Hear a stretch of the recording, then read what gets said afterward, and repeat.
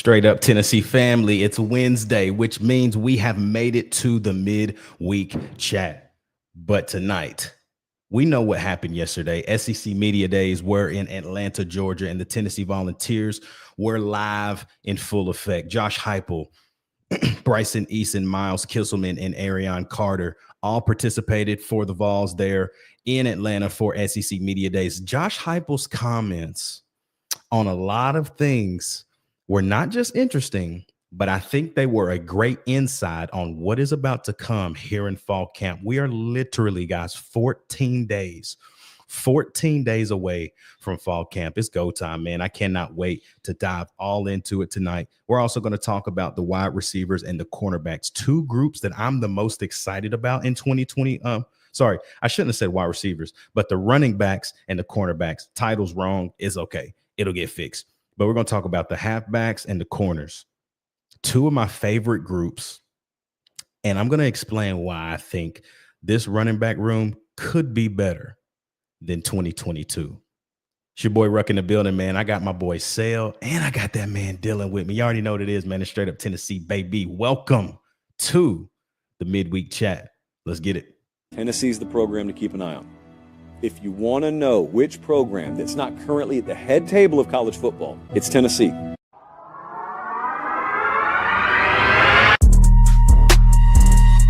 Meshack's got to go. A fire! Fire wins it! Jabari Meshack wins it!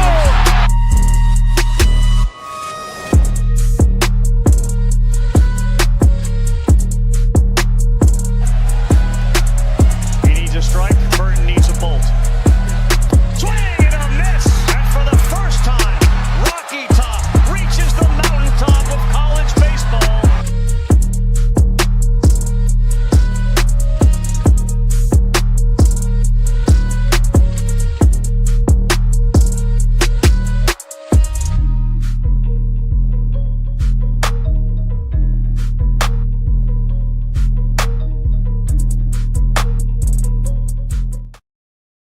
Once again, happy Wednesday, everybody. It's your boy Ruck in the building. I'm joined by my two brothers, Sel and Dill. But right now, man, it's the top of the show. Y'all know what to do. Like, comment, subscribe, and join the channel, man. I mean, listen, y'all.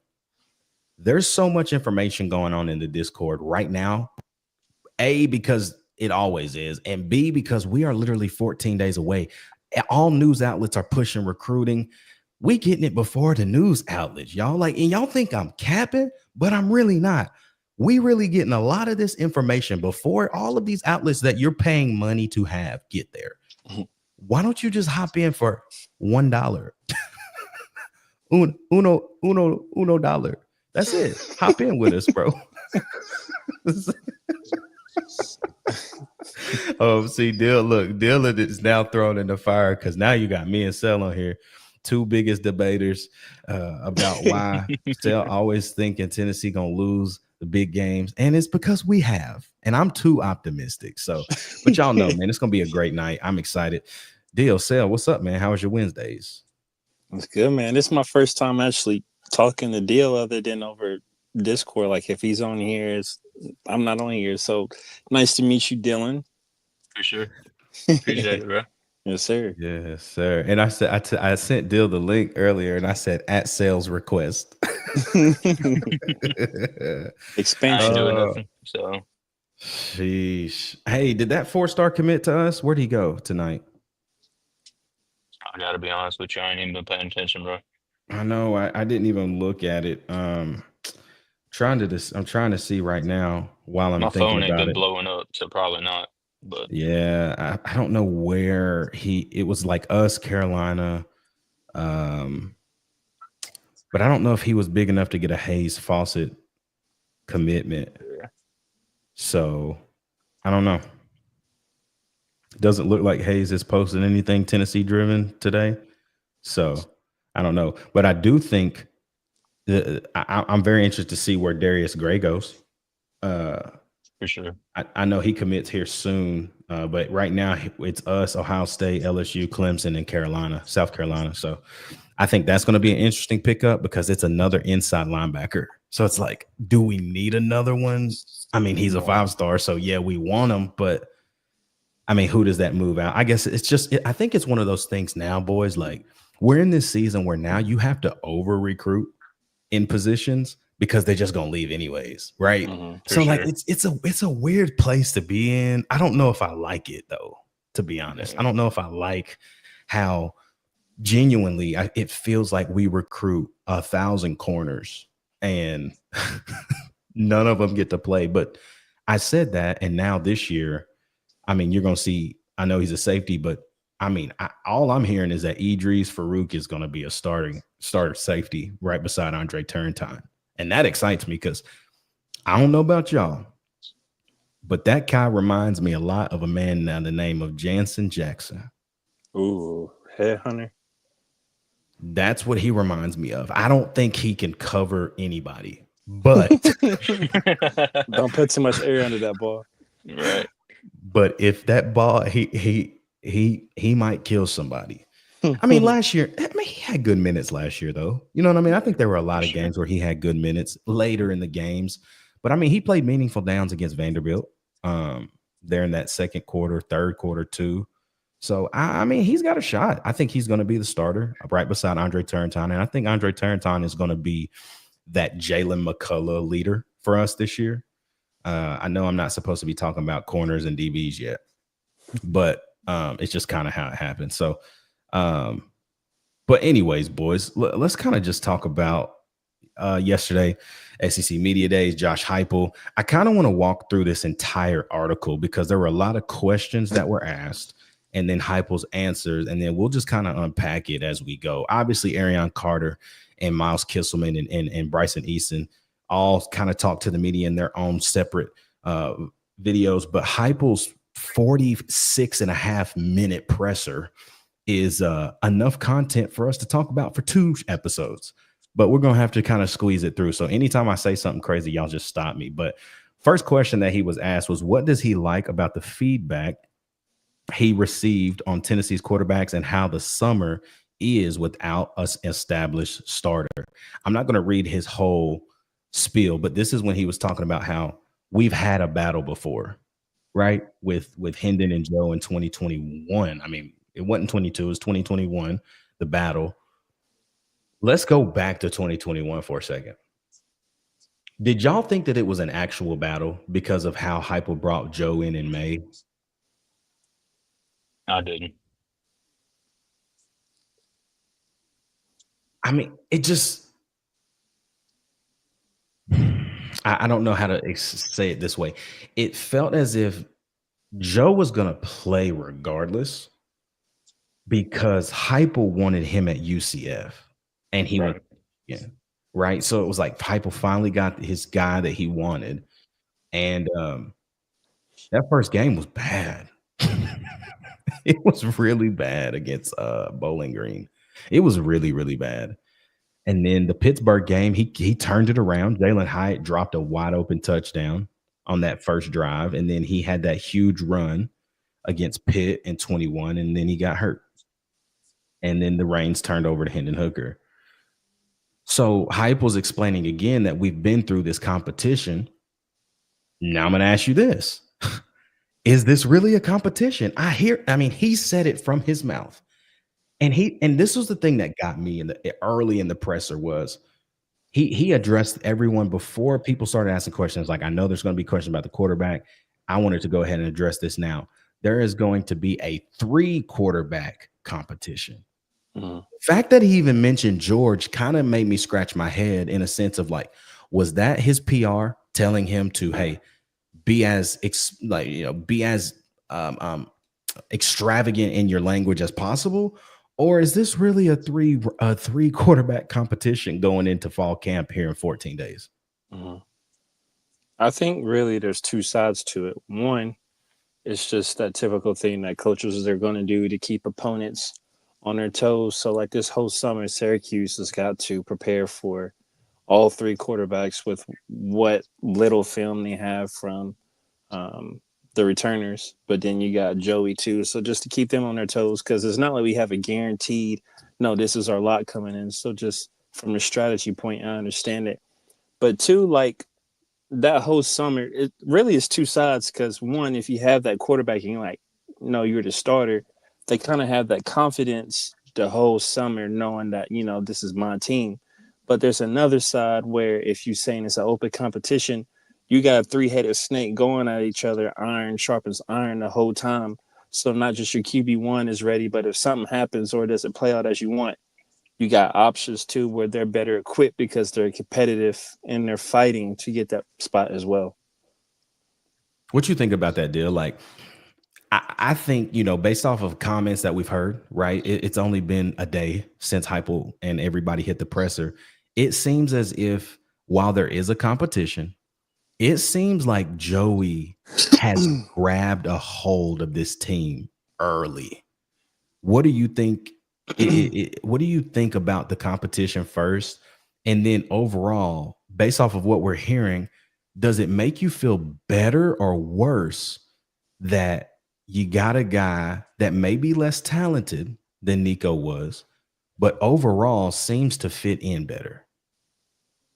Yeah, for sure. I mean, you would like to think that a guy like Jake or a guy like George would have an opportunity to win the starting job, but I mean, Joey wouldn't be here if he didn't see an opportunity. So you got to take that into account. And plus Heupel's track record of he's most likely going to play the most veteran guy that he's got, not only in the quarterback room, but that goes for receivers, tight ends, O-line, everything he's got. But I mean, for the most part, I really don't think that we need a big 5-star quarterback to come in here and throw the ball around. I feel like Joey could do it just as well as Hendon could do it because it doesn't really take a whole lot to master this offense. As long as you can make your reads quick, hit your guy in the chest, what else do you really need to do? That's it. I mean, I was watching a little bit of media day today, and they were talking about Alabama, and they were just talking about how Alabama's best teams were with their most mediocre quarterbacks. Think about it. Jake Coker won a natty. The man didn't even get to the NFL. Okay. Roy, AJ McCann, Mac Jones. He now can't even he can't even be a starter in the NFL now, right? So it's like that's the only thing that worries me a little bit about Bama in that resolution is that Ty Simpson is an okay guy, but I don't know if Bama has the same kind of Ryan Williams, great athlete. But I was talking to Turner about this earlier this week. Y'all can call me crazy if y'all want to. I know what I saw with my eyes. I seen supposedly the two best wide receivers in college football. I saw them both play last year with my eyes. I saw Ryan Williams against us in Neyland Stadium, and I saw Jeremiah Smith in Columbus in the college football playoff. Jeremiah Smith is the best wide receiver I have ever seen play football. I'm talking like from blocking to route concepts, to route running, to hands, to strength, to getting in and out of his cuts. I have not seen anything like this. When I saw Ryan Williams, I saw an athletic cat who's typically just done whatever he wanted to do and got open. And Jermod McCoy said, strapped. Jermod strapped him the whole night. Anytime Ryan caught a ball, go back and watch the film. He caught one pass on Jermod McCoy that night. And it was across the middle, like super random. And he got killed. I don't know if y'all remember that. Like Jermod killed him, literally. Folded him. And so I am not that high on Ryan Williams. I think early the hype was real because that Georgia game was so early and he did some amazing things in that game. But think about the rest of his season. Like, do y'all remember anything else spectacular? No. Right? So that's what I'm saying is like going back to my original point, what Dylan was saying. I think we got guys around him, Mike Matthews, Braylon Staley, these guys who are indeed unproven, but have upside. And if you got a veteran guy like Joey, just get him the ball and let them go to work. And I feel like that's what Joey's going to be able to do. And that's what Heupel actually said. The next question they asked was like, asking Heupel, what does he like about Joey? And to sum up what his answer was, he was like, fundamentally, there's some things that they've worked on. You know how Heupel likes his quarterbacks to kind of hop in the pocket, right? Like hop, hop, hop, run. Like there's typically there's only 2 reads, but if there's a third, it's after that, it's like, let's just run. Joe couldn't get past read 1. So like if 1 wasn't there, he didn't know what to do.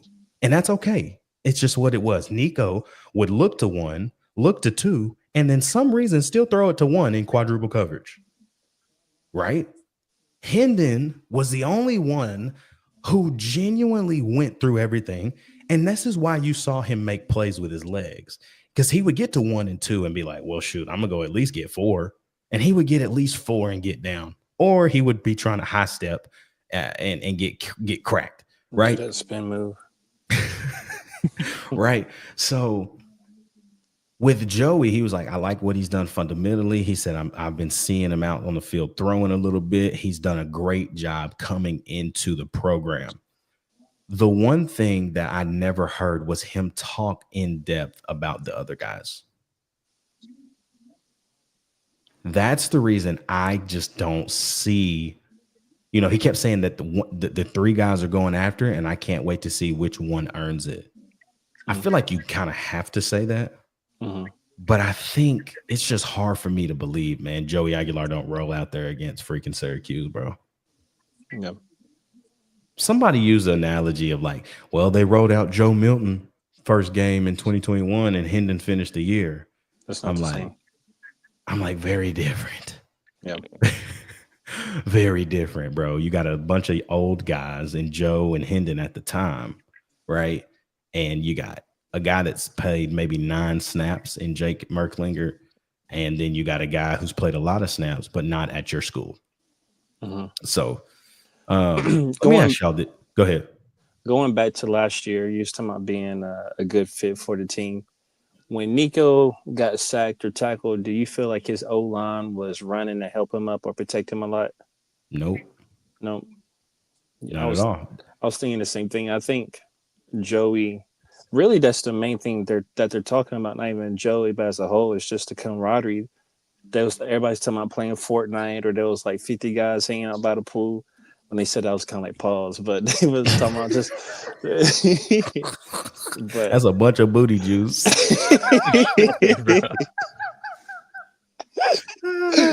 But I know that's football booty juice.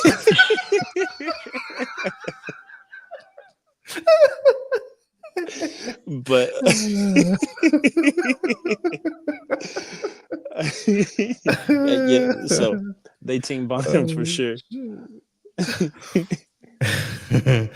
Miles Kisselman mentioned that. That's who you were talking. That's who actually said that at Media Day, was just talking about how when they first got in, Miles instantly texted him, was like, hey man, you want to grab dinner tonight? Mm-hmm. They grabbed dinner. He's like, Joey's just a guy that you want to be around. Magnetic personality, outgoing kind of guy. That is what you need as a leader. Mm-hmm. Your leader's also showing up to Children's Hospital, holding kids in the NICU, holding kids with cancer. Like, that's what your quarterbacks are doing. I'm not seeing Jake Merklinger doing it. I'm not seeing George doing it. You know why? Because that's not on their NIL package. They not QB1. They not doing that. Right? And so you see all of the things that he's done so far since May, and everything is trending, right, to Joey being the guy. Like, there's nothing surrounding or nothing that's telling me differently. He's basically got to go to fall camp and completely lose the job. You know what I mean? Mm-hmm. Like, he's got to suck so bad. And I don't see that out of a guy like this, man. I just don't. One of the questions that they asked him that I thought was really, really interesting, he talked about what was, they asked the question about Nico. Basically, with Nico leaving to the transfer portal, could the program actually be prepared for a quarterback change at that point? And when they asked the question, so let me kind of sum that up. Basically, they asked Heupel the question about, hey, when at the time where you lost Nico, were you guys actually prepared for something like that to happen? And basically, Heupel answered with this quote, and I think this is going to be the quote of the year for us. It's never about who's not in your building, but about who's in your building. Mm-hmm. And I feel like Miles Kisselman was the starter of that after the spring game, right? He was like, man, we don't want anybody here that doesn't want to be here. And I don't know if you saw Heupel's interview at the desk, at the table with Laura Rutledge, Roman Harper. I believe Greg McElroy was up there, and there was one more. And they even asked him about this. And you could hear in Heupel's voice, he got a little shaky because he said, I love Nico. He said, I really do love Nico, and he's going to be a great football player. He said, but what happened is what happened, and we had to move on. This sounds like a mommy daddy problem. Mm-hmm. That's what it sounded like the whole time. When he said that, it let me know that there was more of a relationship with coach and player than coach and family, because family just wanted. The kid, it seems like the kid just wanted to play football. I mean, ever since then, have you really heard anybody bad mouth him within the locker room? Like, I've seen him post content, and you see people that left last year that was on the team still interacting with him.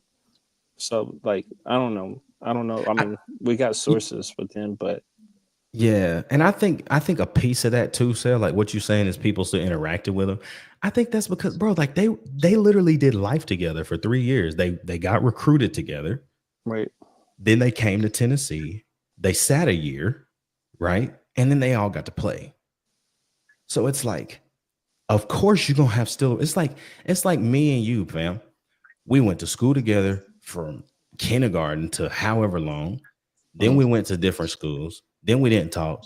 And then it's like we still been talking forever. Like, you know what I'm saying? It's just like that bond, like it's like a brotherly type bond. And I think that's the same way with sports. You got teammates, bro, that's probably in Malaysia that you can hit up anytime. Mm-hmm. You just like something's different when you play with guys, pause, and like you grow a relationship in the sport. And so, you know, I think with Nico's situation, Heupel tried his best to answer it and say, basically, you just got to have that next man up mentality. He said he wanted to have guys that wanted to compete along with their brothers inside of the locker room, building connection and also having the right guys. Dylan, I asked you this a couple weeks ago. Now I want you to talk about it here on Straight Up Tennessee. What do you think? I'm trying to phrase this in a different way, but I'm not going to.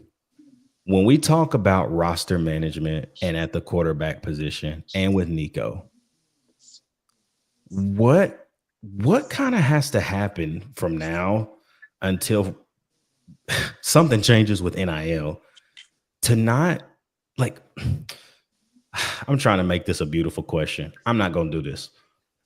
Why do you think that the money was always the issue with him and that it seemed as if Joey was just happy with a chance? Well, I feel like you got to put it into perspective as well, because Nico, I mean, let's face the facts. The kid's been a 5-star since he was a junior in high school. I mean, he's playing at one of the biggest high schools out there on Long Beach. And then he gets recruited. He comes here. Fans are screaming his name. He eventually commits. He gets his big $8 million contract. And, you know, as the market progressed, as he went from a senior in high school to a sophomore here before he's even played a snap, the market had increased, and we had seen Carson Beck sign a $12 million deal or 10, however much it was. So he was looking for his market value, whether he earned that or not, based on his play last year.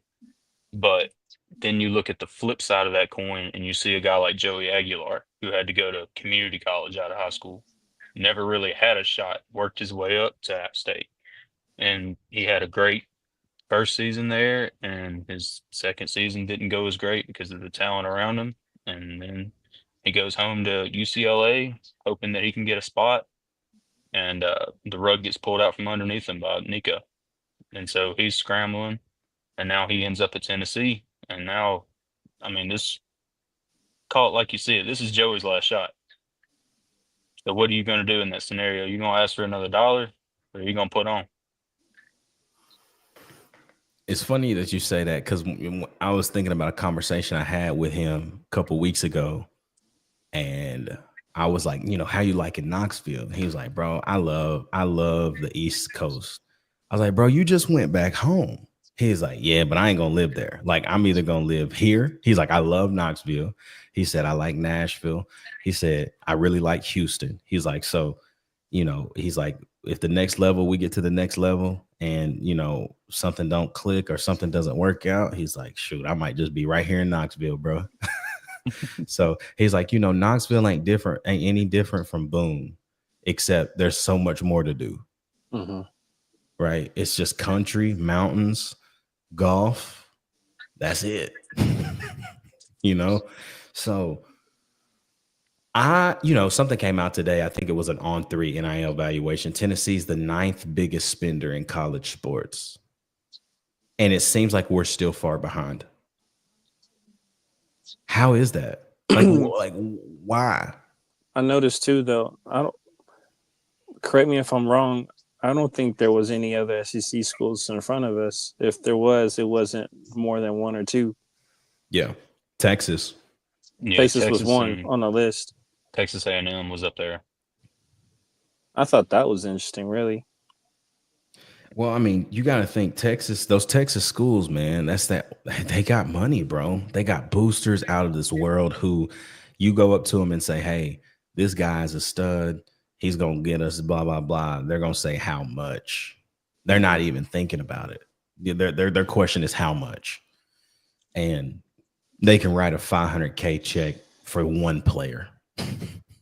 You know what I mean? Like, and that's a sign-on bonus. You know what I mean? Let me ask y'all this real quick.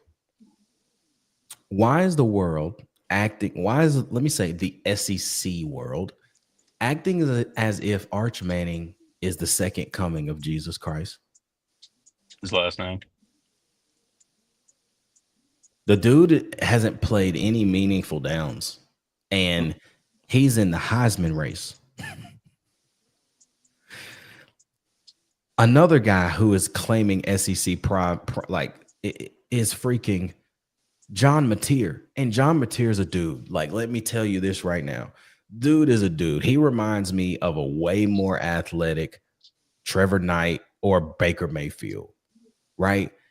I think he's small, he's short. He's built kind of like a fullback, bro. Like, he's like 6'1", like 230, right? Like, but he can move in the pocket. He can get outside the pocket, get loose with his legs.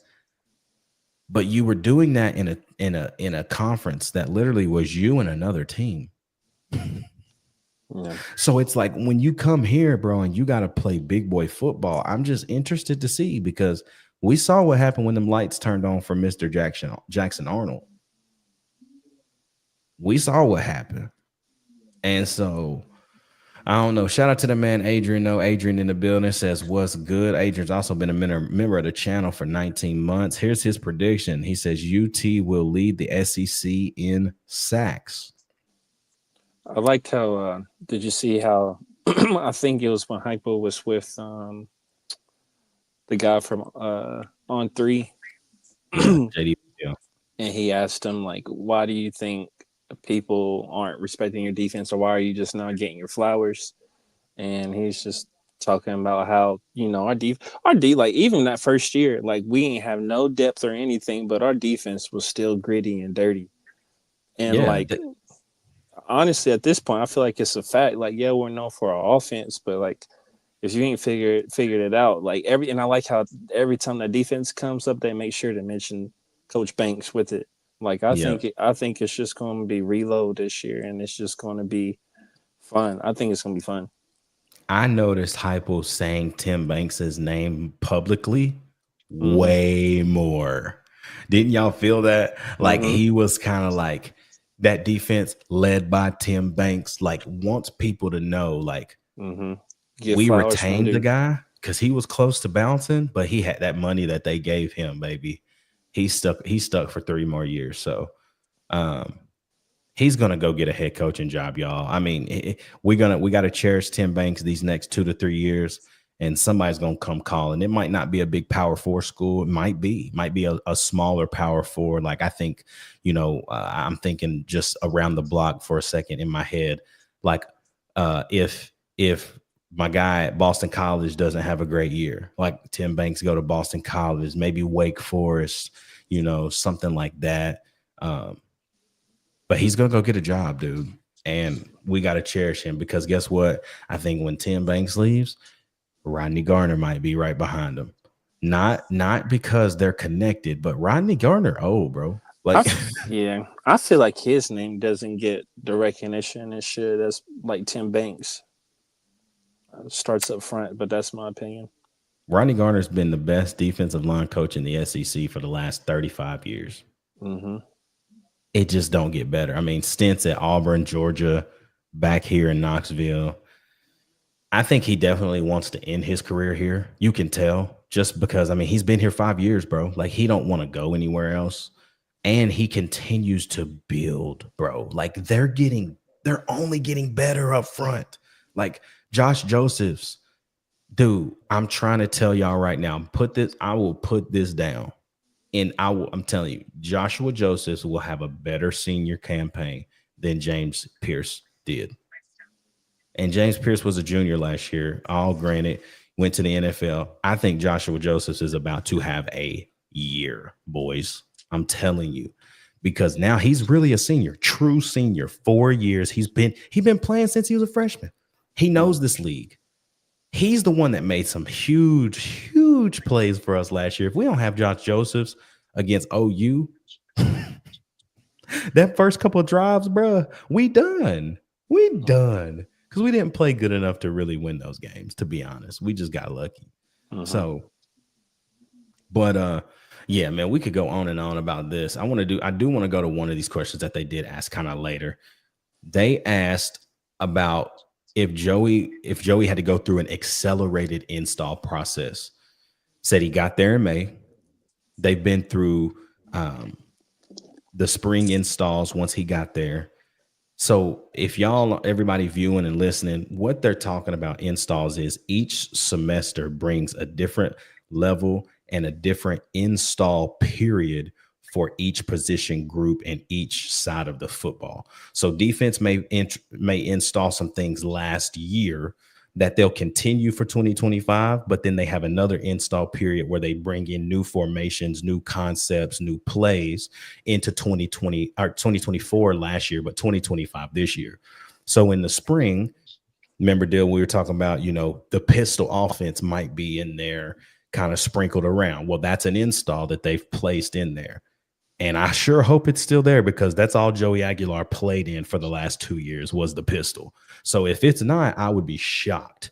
But there's a world where the pistol's in there. There's also install periods in already existing formations, right? Different concepts, different route trees in the same formation. So what they're basically saying is they took him through the later half of the spring install. So I genuinely don't believe that he was able to grasp everything they did in that spring semester, because, again, what do you get, 18 practices or something like that? Like, you can't go back and just like give him everything that you guys did. But I feel like if the pistol was a piece of that, he's good. There's nothing that he's got to worry about.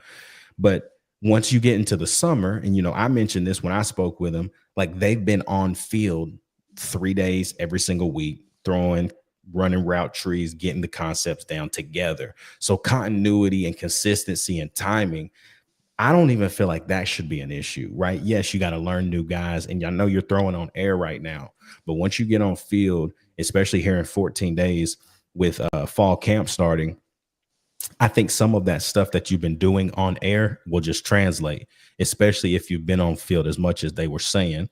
So you get to summer, he's continued to grow in his understanding of what they're doing and the verbiage. See, in Heupel's offense, verbiage is more important than even concept, because they're doing the same things as any normal offense would do. Like, forget the split outside stuff, like just running normal inside the hash receivers. Like, they're doing the same things, but the way they communicate is very, very different. And so I think if he can understand verbiage and what kind of wide receiver options he's got in different concepts that they are running, boys, Joey Aguilar might be a problem. I'm gonna tell you, because with the experience, I expect him to understand concepts like simple stuff. But I think now if he can speed it up and we can get back in the tempo, bro. That's the one thing we haven't done in the last 2 years. Me and you talked about this on Sunday, Dylan. The tempo is what made us dangerous. Because if we don't have tempo, our offense really is like not very good. You know what I mean? Like, because we can't get you caught off guard. We can't run the ball as well as we did. Now, you had a guy by the name of Dylan Sampson, which we'll talk more about the running backs here in just a second. But you know what I'm saying? I think if they really sped him up, like Heupel said, we are in a good place. And I think we all kind of just need to just let fall camp play out. Understand that when we get to Atlanta on the 30th of August, Joey's going to roll out there and all is going to be fine. Because let's talk about the group that I wanted to talk about the most, and then we'll dive into the corners. But I think this running back group, boys, might be better than 2022.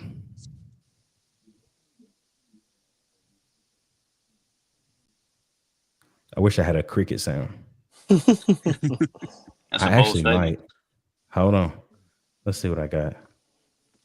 Who was I on ain't the got depth? Who was on the depth chart in 2022? So our three backs in Chandler? 2022. Nah. Three backs in 22 was Jabari, Jay Wright, and D Samp.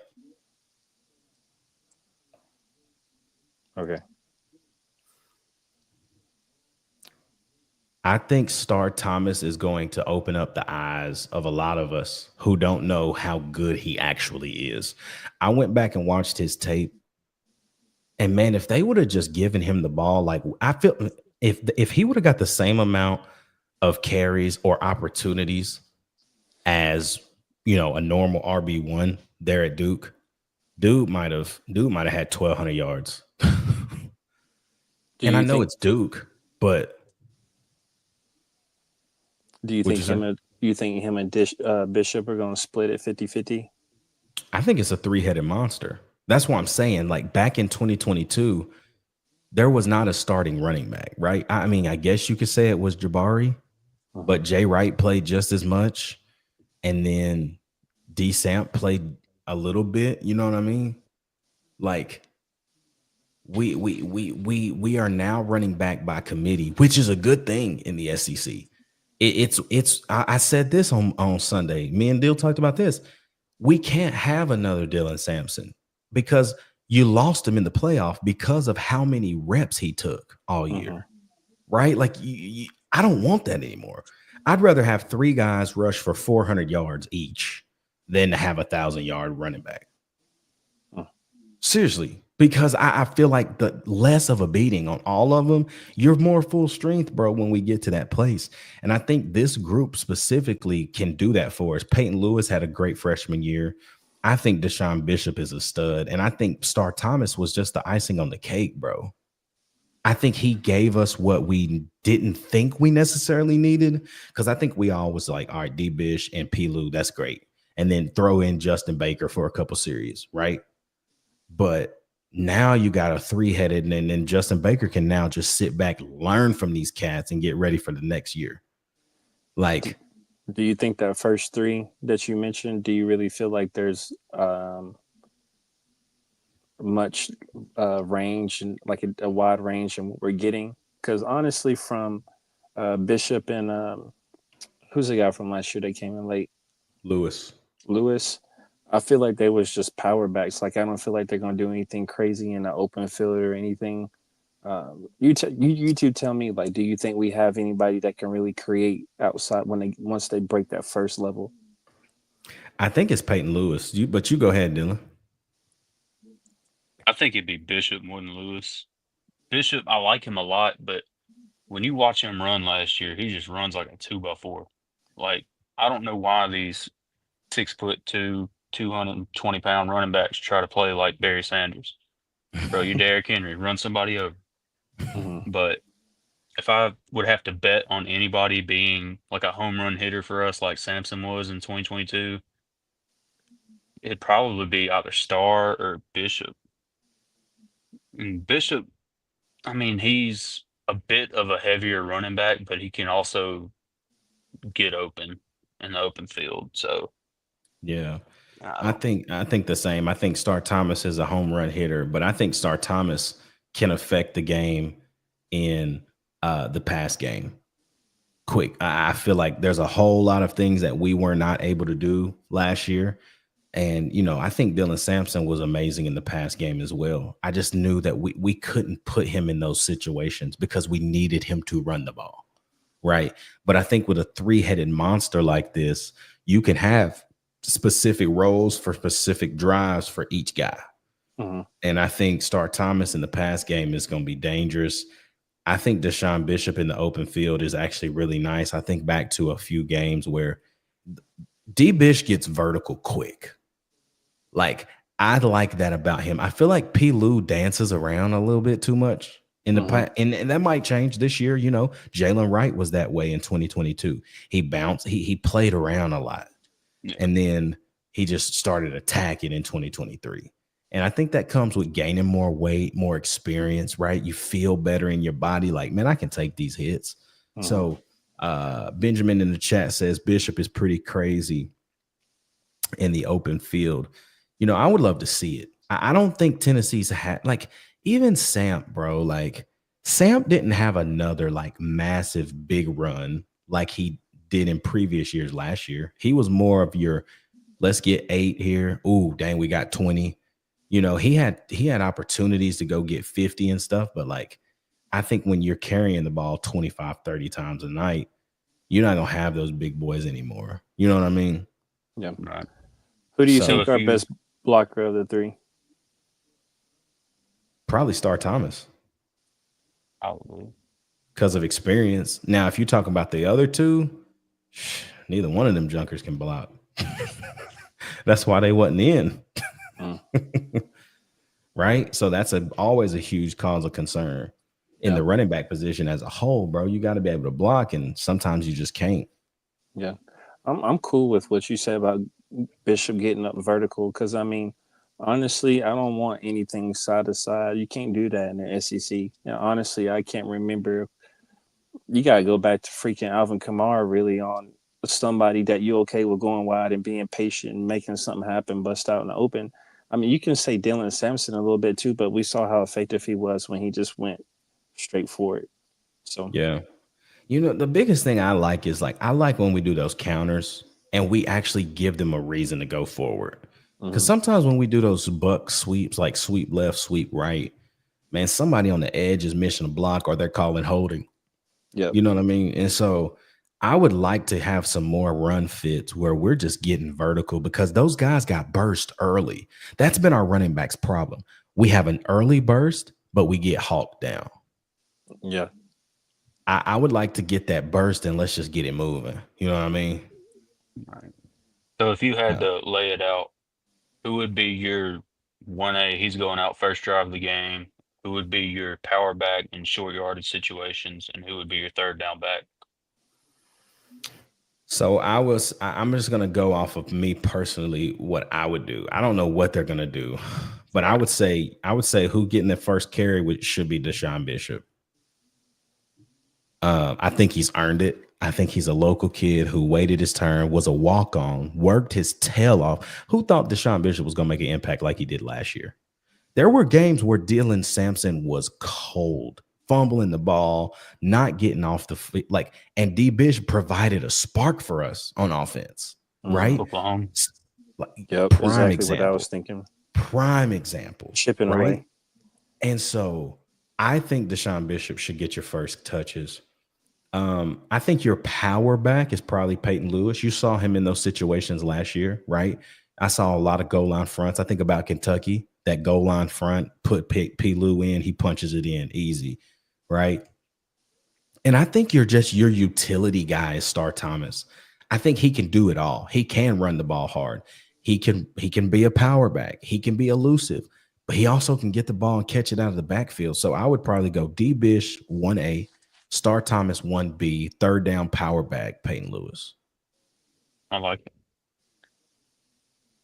That's what I think. But I also trust that the running back coach as well, because his development of those two guys last year blew me away. Being Gray said, I agree with that 100%. Thank you, man. Appreciate that. But yeah, I don't think it's a group I'm worried about, because am I wrong to say, and we're going to talk about this on Sunday, why is it that I'm not worried about the offensive line? I am worried about the center position, but past that, because here's what I think, and Dylan, you tell me what you think on this before we talk a little bit about the corners. Do they actually want Sam Pendleton to play center, or do they really want him at guard? You see what I'm saying? Yeah, I can give you an answer, but you know how it is. So all I'm gonna say is the interior of the offensive line is probably gonna be just as good or even better than last year. And if you want me to go into detail, spend your $1, join the channel, jump into Discord. We can talk all about it. I like how you did that. I like how you did that, man. Okay, We let's talk straight. about these. We good. Let's talk about these corners, man. This is my favorite group, I think. And I think that this group this year, I didn't think we could get better, and they did. You bringing in Colton Hood from Colorado, who was just so overshadowed, bro, by Travis Hunter and the Shadur's like just stardom. That kid can ball, bro. How did he even get out of Georgia to go to Colorado? Like, I'm so confused on how he got out of there, because he's a Georgia kid, went to Colorado, and now is here back in Knoxville. And I'm telling you, man, Jermod McCoy, I don't know where he's at in his health journey. Obviously, Heupel had a lot to say. Someone asked him that question at Media Day. Where is Jermod McCoy at? He's out running. He's doing his thing. I think Heupel said something very clearly. He said, I think it's how he encounters the next phase of rehab. So basically, he's back on the field running, doing some things. But this next phase is when he really starts ramping up cuts and drop backs and sprints. Like, can he be ready by game one? I don't want him to play game one. That man's a first round pick. I don't want us to rush him back. I mean, I'm saying, dude, play week 3. Let's strap up against Zach Branch and lock him up. That's what I want. But you bring in Colton Hood. I talked about Idris Farouk earlier, Andre Turrentine, Ricky Gibson, who is basically a 2.5-year starter here in Knoxville. But then you got a kid who's played so much football, who's also very good, Jalen McMurray. And then you got young guys behind them, Trey Poteet, Caleb Beasley, right? Like, the list goes on and on. This group might be the best group as far as corners Tennessee has had in the last 10 years. They did tease McCoy and Gibson, a duo, today on the Vol Instagram. They sure did. But I mean, this group is so deep. And I think not only do they continue to recruit this position well, but they continue to develop this position well. Because now, not only do you have younger guys that are going to get opportunity to play in 25, you're going to have freshmen who are going to get developed this year to play in 26, because we're going to need them. And so when you look at this group, like, what excites you the most about this cornerback group? I'll let you go first, Dylan. What excites me the most is I feel like we could be more aggressive than we have been. We were pretty aggressive last year, but with the addition of Colton Hood and with Jalen McMurray showing what he can do last year, I feel like we just have all the confidence in the world in that room. So if we can play more press man and we can just get under those jerseys, I mean, there's not a passing offense in the league that's going to stop that. I'm going to say something. I feel as if we got caught last year on islands a lot. And I would say we won like 40% of those battles, right? And I feel like that number's got to get to like 60%. You're not going to win them all. I think about Jermon McCoy at Arkansas, bro. He was getting dotted up. And I ain't never seen Taylor Green throw the ball like that ever. Yeah. Right? But if you can get that 40 to 60%, that means more times than not, that ball's getting, it's a PBU or a pick. And if not, it's just like what Jermon was doing. He was getting dotted, but he was making the play. They were getting tackled. They weren't running for more. And so I'm just excited that you got guys like the fact that we all know Jermon is coming off of ACL. Well, now I don't feel as bad because Colton Hood is there, Jalen McMurray, right? Like it doesn't stress me out like it would if we were back in 2016 and Cam Sutton was injured. You know what I mean? Like it doesn't give me that kind of fear. It's just kind of like, dang, man, we do want my back, first round draft pick, best cornerback in college football, 26, the video game. Like they know, they put respect on his name. And to be without him is still going to suck, but you don't feel bad. That's what I like. So that's all I want. I just want us to be aggressive. I'm tired of cushion, all that cushion. But at the same time, our defensive line, maybe that's just why we do it, but that's all I want. I just want to, like you saying, just raise that 40 to 60. I feel like we're like Dylan said, though, I feel like if we can get in press man and lock them up, we will lead the SEC in sacks. Because there's no way our guys aren't getting home in 5 seconds. You know, if you can hold a guy for forward, like the key is if a great quarterback is getting the ball out within 3 seconds. That could be a dime, that could be a dot ball downfield, it could be just a drag route, it could be a whatever. But that 3 to 5 second window is prime time. And if you can get home because of coverage, that's what they call a coverage sack, right? We should be able to get so many of those this year.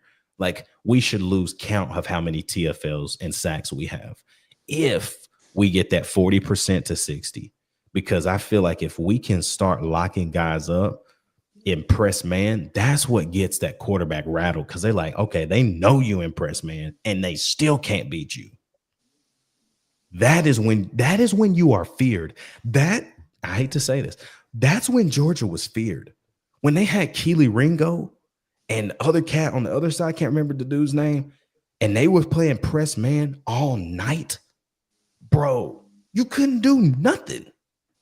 Bro, I think about the 2022 game when we went down to Georgia and got completely ran through. Dude, I don't think I saw somebody open the whole 60 minutes.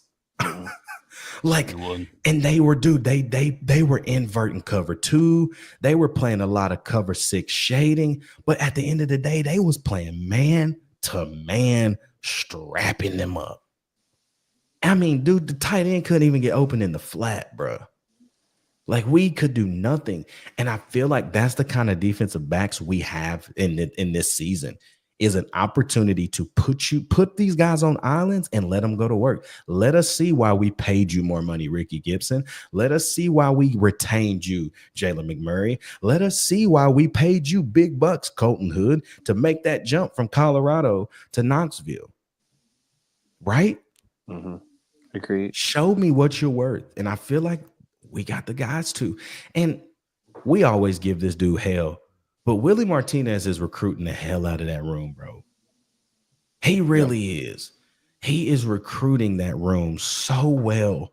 And while some of the younger guys now will get an opportunity to see if they're getting developed, I mean, let's just say this, y'all. Willie Martinez gets full credit for the development of 2 guys who have played a lot in the NFL. One of them, Emmanuel Mosley. The other one, Cam Sutton. Boy. If you tell me Emmanuel Mosley was who he was today, I'd call you a liar. I know you would. But Willie Martinez, like it couldn't click in Knoxville. And sometimes it happens. But everything, dude, he went and made an impact his rookie year. Think about this, y'all. Who is the one guy the last few years that everybody was just like, oh my gosh, he's so slow. Oh my gosh, this. He's at New Orleans. Not even that. Uh, This cat is in LA. Tank. Jalen McCullough. He had one of the best rookie seasons of all defensive backs. 2 picks. 3 picks, actually. Like Willie Martinez. Again, and I hate to say it, but that it is what it is. It's what Willie Martinez has been able to do over the course of these last few years. When he was with Butch, he recruited the room well, but we can say he didn't develop guys. I feel like that was just a defensive coordinator situation. There was some bad stuff going on then defensively. Great linebackers. I sure do miss AJ Johnson. But, past that, I just genuinely think what Willie has done recruiting and development has turned this cornerback room around. And it's honestly why we had success last year. Really, I think we had more picks last year than we had in the Heupel's first 3 combined. I believe it. Because I know that a lot of the gripe around Willie came from, well, our DBs, yeah, they're playing coverage, but they're not turning their head looking for the interception. They're not going to break up the pass. They're just going for the tackle after it. A lot of that had to do with personnel because Exactly. we had some slow corners, y'all. I'm talking, Boy. it looked like a turtle race out there half the time. But when you can't stay hip pocket with a guy, you got to resort to one thing, and that's just getting the man down after he catches the ball. I mean, that's what they teach corners. So, if the season were to start today and Jermon McCoy is not playing the first game against Syracuse, who are you rolling out, both of y'all, as your starting corners? me personally, my CB1 is going to be Ricky Gibson. You wanted a pay raise when Jamal went down? Go out there and earn it, big dog. My CB2, it's probably going to be Colton Hood. I ain't going to challenge him too hard just yet. Just go out there and get his feet wet, see what he can do. And then my slot corner would probably be Jalen McMurray. I feel like he's already earned playing time this year. We're going to see between Hood and McMurray who's going to lock down that CB3 spot when Molly comes back. Then who's at free? Free safety. Dre? Who's that? Probably Andre. Yeah, most likely. And then your strong safety. That's probably got to be Idris Farouk. We just lost so many safeties over the portal season. What's cool about our defense is that nickel, which is always Boo Carter playing the star. Jordan Thomas is back. Yeah. People forgot about Jordan Thomas, bruh. He's back. So now he could even be playing safety. He could be. I'd rather him fight with Idris Farouk to see who's going to win it out. Because, I mean, Jordan Thomas gets injured. I think he's been injured every year he's been here. Yeah. But I'd like to see him fight it out for a spot somewhere. Because he ain't passing Boo. Nah. Boo Carter. What you got, Sally? I'm not even gonna act like I know all the depth like that to go full on like you two just did. So, but I'm very interested to see Hood. I feel like there's a lot of respect on his name coming in. So I'm interested to see how he transitioning from Colorado to here. I'm excited about that too, man. So gonna be a good season. Like I said, 14 days, man, until we kick off fall camp. We'll have all your coverage right here on Straight Up Tennessee. We're gonna have way more stuff to talk about now, and it's about to get really rowdy and ramped up around here. Don't show me the first practice video, that 2-minute drill ball quest. When that come out, it's blouses. It's blouses. Game over. We back in, locked in for show. But y'all, Tennessee plays a football game. This might open your eyes. Tennessee plays a football game in 45 days. That's right. Y'all, we'll be back live on Sunday night, 7 p.m. Eastern, 6 o'clock Central. And we're going to obviously dive in a little bit more to this battle between the quarterbacks. I think we want to sit with the quarterbacks, the offensive line, and let's go ahead and let's talk about this defensive line. Everything that it has to offer us. We have so much depth, but is depth what's honestly causing our guys to not get to the league? I'm going to talk about that a little bit on Sunday. And then we're going to wait until Wednesday. Next Wednesday, we'll come back live with some more updates, recruiting, and things like that. But Sunday night, man, y'all tap in with us live here on YouTube and Facebook. Again, 7 o'clock Eastern, 7 o'clock Eastern, 6 o'clock Central. And you boys got anything to say? You got anything to say before we drop this thing? Man, that was crazy, bro, earlier. He said they was all in the pool. You got to clip that, bro. That's got to get on the clip. That was I had to crazy. slide off the screen, bro. Oh, man, we appreciate you, Ben. Appreciate it, man. Thank y'all, man. Well, hey, for my guy Dylan, man, my guy Sel, it's your boy Rucking the Building, y'all. You already know what it is, man. It's Straight Up Tennessee, baby. Remember, like, subscribe, share, join the channel. You want to learn more about what's going on the inside, join the channel. It's really that simple. But till Sunday, y'all have a great weekend. And we'll see you back here live on Sunday. Straight Up Tennessee, baby.